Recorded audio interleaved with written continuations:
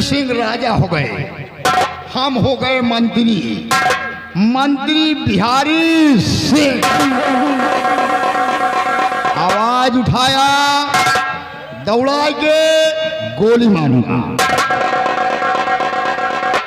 अब महाराज हो गए बलबीर सिंह, हम हो गए मंत्री। जौन तरह महाराज के साथ करें बलबीर सिंह, वही तरह अब हम इनके साथ करा। हम मतलब राजा अब इंतजार करते हैं महाराज का, क्योंकि हम हो गए मंत्री बिहारी सिंह।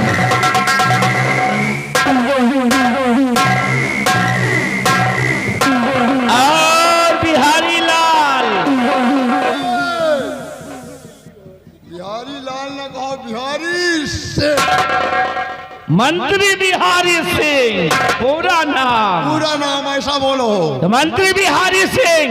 कुर्सी लगाओ। तू कौन? तुम। अच्छा, हम मंत्री। हम तुम्हारे बाप के नौकर हैं क्या? क्या?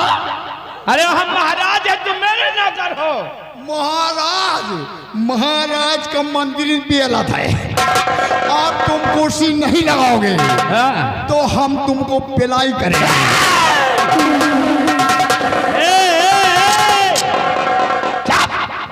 मारूंगा गोली, मंत्री तेरे पिछवाड़े घुस जाएगी। सुन, हाँ। जाओ उस बुढ़ाऊ को मेरे सामने लाओ। अभी बुढ़ऊ जिंदा है। बुढ़ाऊ को आज खत्म कर देते हैं। बुढ़ऊ को खत्म करो, हम मंत्री बने रहेंगे। हाँ। तुम राजा बने रहोगे और फिर हम तुमको पे लेंगे।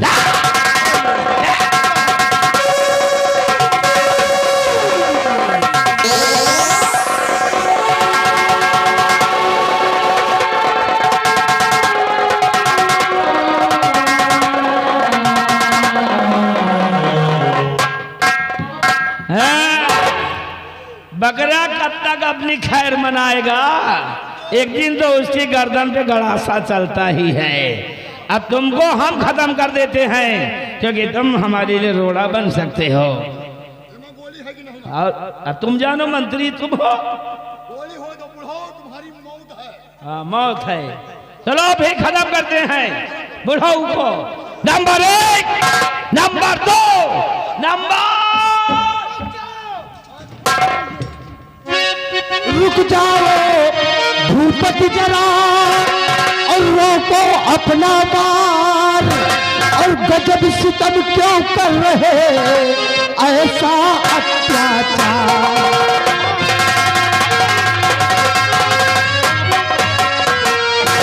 रुक जाइए, आप अपने हाथों को क्यों नापाक कर रहे हैं? अपने हाथों से बहुत बड़ा पाप करने जा रहे हैं। क्यों इन पर क्यों अपना ये वार कर रहे हैं? ये हमारा जानी दुश्मन है। दुश्मन? और हम अपने दुश्मन को जिंदा ना ही छोड़ते हैं। रोक दो नहीं, बहुत खतरनाक मंत्री हैं। और क्या बच्चा, ये माला वाला मंत्री। एक काम करो, अपने हाथों से खून मत करो। हमने सुना है कि इस राज्य तारागढ़ के अंदर एक मशहूर डाकू है जिसका नाम डाकू मोहर सिंह है। बहुत खूंखार डाकू है और वो खून के ऊपर खून करता जा रहा है। इसको भी उसी पर छोड़ दो, वो डाकू मोहर सिंह इनका खात्मा कर देगा। अरे नहीं नहीं, डाकू मोहर सिंह हमें भी तो मार सकता है। मंत्री को भी मार सकता है। बच्चा घबराओ नहीं, वो तुम लोगों को कुछ नहीं कहेगा, क्योंकि हम जो कहते हैं वही डाकू मोहर सिंह करता है। मंत्री जी देखो, मुनिराज की बात मान लेना चाहिए, क्योंकि ये महापुरुष हैं। मान लो, जो हमारी बातों को नहीं मानता वो सीधे गड्ढे में गिरता है। नहीं, हम गड्ढे में नहीं गिरेंगे। तो मोहर सिंह है कहाँ? अभी बुलाते हैं। तो अपने अपने हथियारों को हमें दे दो। अच्छा, ये लो। हथियारों का क्या काम है? ये लो मुनिराज। डाकू मोहर सिंह आएगा, खुद अपने हथियार से खून करेगा। ये मरना चाहिए।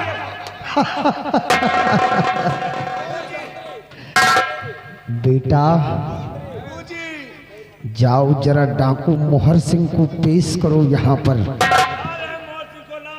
जाओ बेटा, अभी आ रहा है डाकू मोहर सिंह। ये है वो डाकू मोहर सिंह, इसे क्या किया जाए? रुक जाओ, ये तुम क्या कह रहे हो?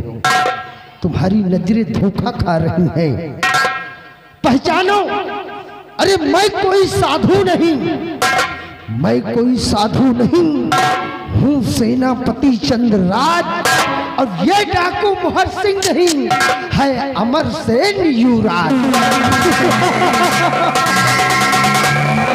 जादू, तुम सबों की मौत होगी।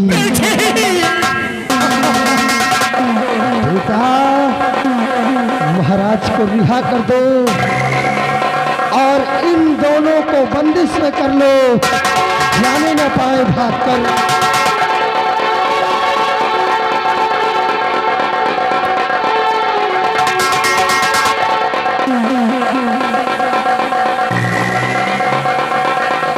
आओ बेटा अमरसेन, जरा सच्चाई अब पेश करो। महाराज ही तो सुने कि यहाँ इस राज में कौन है दुश्मन जो खून के ऊपर खून कर रहा है।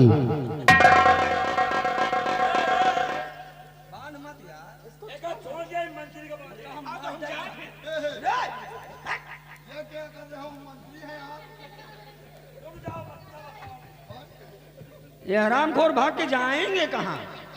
हैं? सच्चाई से पर्दा तो अब उठेगा। आगे बढ़। बलबीर, मामा कहते शर्माती, मामा कहते शर्माती है। ऐसा मत बोलो भाई ने। हाँ ऐसा मत। पिताजी, ये इतना नियत का गिरा है कि अगर आज इसकी पत्नी ना होती तो शायद मैं जिंदा ना होता। अब आप पूछ रहे हैं, सोच रहे होंगे कि मैं ऐसा क्यों कह रहा हूं।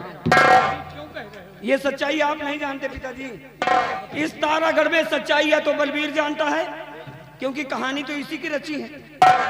बलबीर जानता है या तो मैं जानता हूं, या तो दो लोग और जानते थे जो आज इस दुनिया में नहीं रहे। एक इसकी पत्नी और एक इसका बेटा प्रकाश। ये कहानी की शुरुआत उस समय हुई पिताजी जब मेरा जन्म हुआ। उसी समय इसके बेटे ने भी जन्म लिया। इसने क्या किया पिताजी? मेरी माँ की गोद में इसने अपना बच्चा ले जाकर छोड़ दिया। हाँ, और मुझे ले जाकर अपनी पत्नी की गोद में छोड़ दिया, इस लालच से कि वक्त आने पर मेरा बेटा राजा बनेगा यहाँ का। क्यों? लेकिन धन्य इसकी पत्नी माँ की ममता कहाँ मानती है।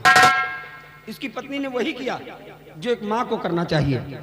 अपना बेटा महारानी की गोद से ले आई और महारानी का बेटा ले जाकर महारानी की गोद में छोड़ आई। दोनों बच्चे अपनी अपनी जगह पहुंच गए, लेकिन ये सच्चाई इसको नहीं मालूम थी।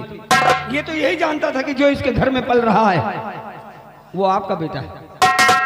बस उसी रंज में जंगल में ले जाकर इसने अपने बेटे को आपका बेटा समझकर मौत के घाट उतार दिया। और जब पीछे पीछे इसकी पत्नी ने सच्चाई बताने पहुंची और जब इसे सच्चाई मालूम हुई, तब इस हरामजादे ने अपनी पत्नी को भी मौत के घाट उतार दिया और मेरी जान का प्यासा बन गया। मरते मरते प्रकाश ने मुझसे सब कुछ बता दिया और ये कह दिया कि भैया अमर, भाग जाओ यहाँ से, वरना मेरा बाप तुम्हें भी जिंदा नहीं छोड़ेगा। इसलिए पिताजी मैं भागकर डाकू मोहर सिंह बन गया, सिर्फ इसकी वजह से। बोल जा साले, आप ठीक बोल साले। ठीक है जीजा जी। जीजा के बच्चे, बच्चा नहीं हूँ, आपका साला हूँ, बच्चा नहीं। अरे वो कुछ कह रहा है।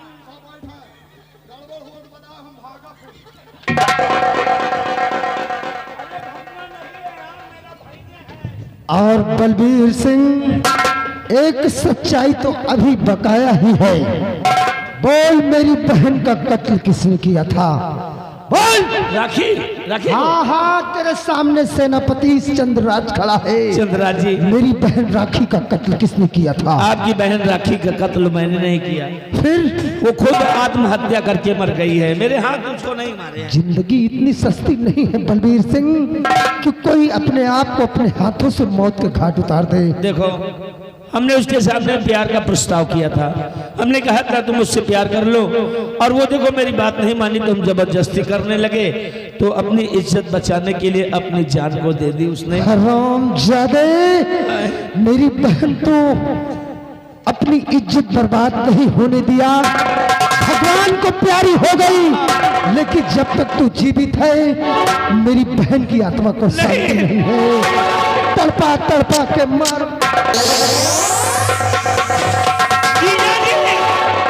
जीजा जी बचा लो, जीजा जी। देखो आज मैं खुद बहुत पछता रहा हूँ। अरे मैं कितना स्वार्थी इंसान हूँ जो अपनी सगी बहन को नहीं छोड़ा, अपने सगे जीजा को नहीं छोड़ा, लालच में धन दौलत के चक्कर में सब मैं सब कुछ भूल गया था। आज मुझसे बहुत बड़ी गलती हो गई। सेनापति जी, आप मुझे गोली मार दे, हम जीना नहीं चाहते हैं। मारूंगा तुझे, लेकिन ऐसे नहीं तड़पा तड़पा के मारूंगा। आगे मत। चलो कपड़े उतारो।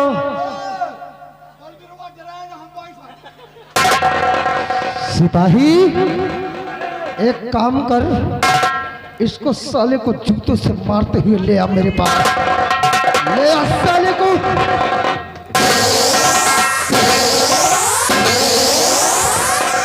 हरामजादे। अबे तू कौन है? हम मंत्री मंत्री बिहारी सिंह। बिहारी सिंह बहुत लाओ साले को, इसको भी लाओ मेरे पास। इसी से शुरुआत करते हैं। बड़ा मंत्री बनने का शौक है, हाँ? जरा इसके गले से ये फूलों का हार बाहर कर, और इसके भी बदन पर कपड़े नहीं रहने चाहिए। चलो उतारो कपड़े।